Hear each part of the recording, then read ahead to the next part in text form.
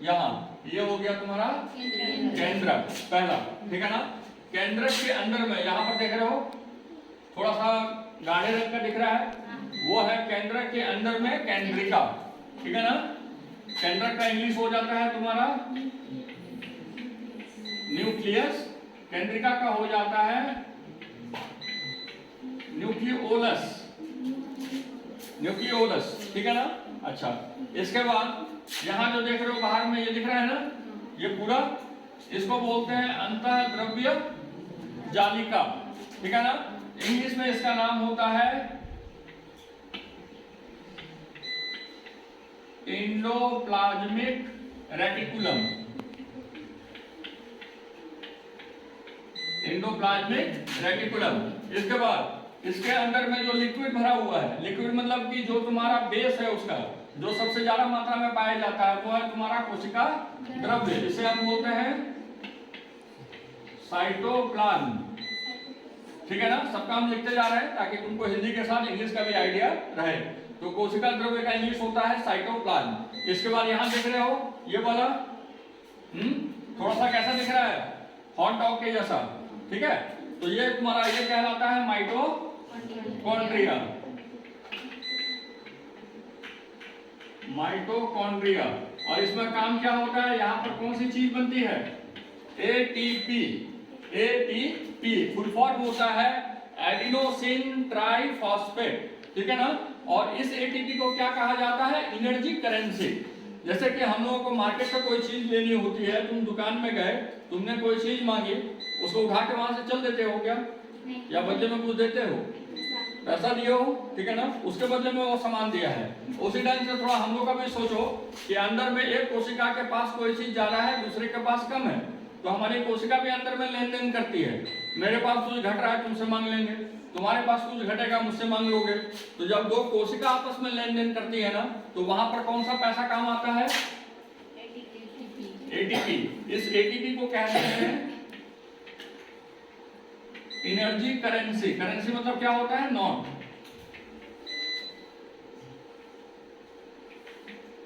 Energy currency, इसको हम बोलते हैं सिंपली नोट। ये कोशिका का पैसा है, कोशिका का नोट है। जब एक कोशिका दूसरे को कुछ देगी तो बदले में दूसरे से क्या लेती है, एटीपी लेती है, या फिर जब किसी और को देगी तब ये भी तुम्हारा एटीपी देती है। इसके बाद यहाँ देखो छोटा सा तुम्हारा डॉट के जैसा दिख रहा है, ठीक है ना। ये डॉट तुम्हारा क्या कहलाता है, राइबोसोम्स। इसका इंग्लिश नाम भी सेम ही है, राइबोसोम्स। और इसका काम क्या होता है, राइबोसोम का काम हम यहाँ नीचे दिखा दे रहे हैं। इसका काम होता है प्रोटीन बनाना, ठीक है ना। हमारे कोशिका के अंदर जो सेल के अंदर जो प्रोटीन बनती है, उस प्रोटीन को बनाने में कौन हेल्प करता है, राइबोसोम्स। और सबसे अंत में तुम्हारी कोशिका झिल्ली, जिसको हम बोलते हैं प्लाज्मा मेम्ब्रेन।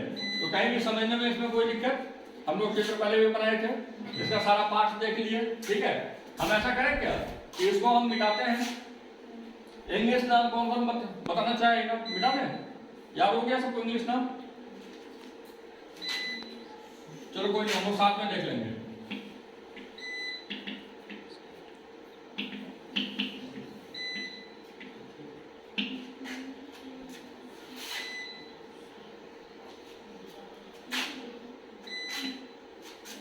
चलो हम इजी वाले से शुरू करते हैं।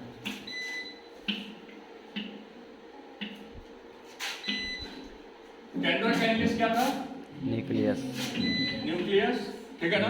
केंद्रिका का न्यूक्लियोलस, न्यूक्लियोलस, ठीक है ना। इसको भी शॉर्ट में लिख रहे हैं न्यूक्लियोलस। माइटोकॉन्ड्रिया का नाम इंग्लिश में भी माइटोकॉन्ड्रिया, वो कोई चेंज नहीं होता। और हिंदी में कोई दूसरा नाम नहीं है, ये नहीं कि माइटोकॉन्ड्रिया इंग्लिश में, हिंदी में कुछ और। हिंदी में भी माइटोकॉन्ड्रिया, इंग्लिश में भी माइटोकॉन्ड्रिया। राइबोसोम हिंदी में भी इंग्लिश में भी। माइटोकॉन्ड्रिया का काम एटीपी बनाना, ठीक है ना। राइबोसोम का काम प्रोटीन बनाना। कोशिका झिल्ली, कोशिका झिल्ली मतलब कि प्लाज्मा मेम्ब्रेन। झिल्ली का काम होता है कोशिका को ढक के रखना, उसको बंद करके रखना, ठीक है। इसके बाद अंतःद्रव्य जालिका, इसका नाम होता है ईआर, एंडोप्लाज्मिक रेटिकुलम, ठीक है। कोशिका द्रव्य, इसको बोलते हैं साइटोप्लाज्म। इसके बाद अच्छा देखो ये छूट गया था 2-3, यहाँ पर देखो ये जो दिख रहा है यहाँ पर, ये है तुम्हारा तारक का है, ठीक है ना। इसका इंग्लिश होता है सेंट्रोजोम। गोल्जी उपकरण ये देख रहे हो ना, यहाँ अगर ऐसे समझ में नहीं आ रहा है तो गोल्जी उपकरण ऐसा दिखता है, अगर हम इसको सिंपल में बनाएं तो, है ना, ये ढंग का दिखेगा तुम्हारा गोल्जी उपकरण, ये वाला है ना। इसके बाद बगल में ये वाला, ये है तुम्हारा लाइसोजोम। लाइसोजोम को हम दूसरे भाषा में क्या कहते हैं? सुसाइड बैग या फिर डाइजेस्टिव बैग, आत्महत्या थैली। याद आया? लाइसोजोम का ही दूसरा नाम होता है आत्महत्या थैली, याद रहेगा। चलो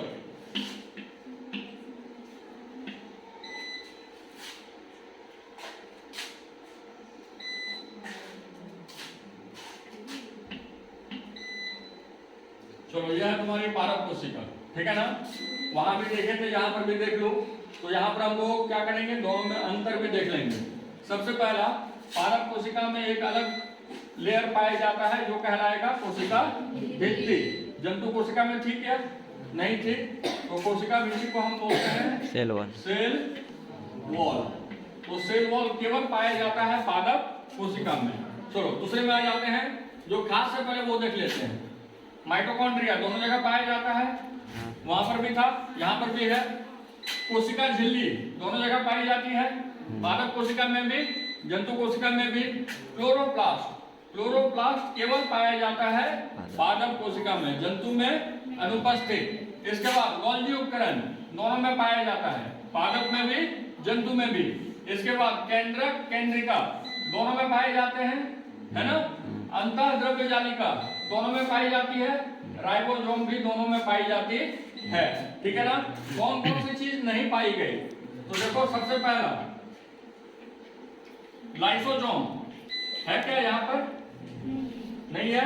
और देखो, लाइसोसोम के बाद सेंट्रोजोम यहाँ पर है क्या? कारक का है, वहां पर था ना, इसमें लेकिन नहीं है। तो ये दो ऐसी चीजें हैं जो कि केवल किसमें पाई जा रही है?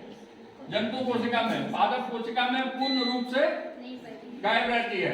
अच्छा, एक और चीज जो केवल पाया जाता है पादप कोशिका में, कौन सी? रसधानी, जिसको इंग्लिश में हम क्या बोलते हैं?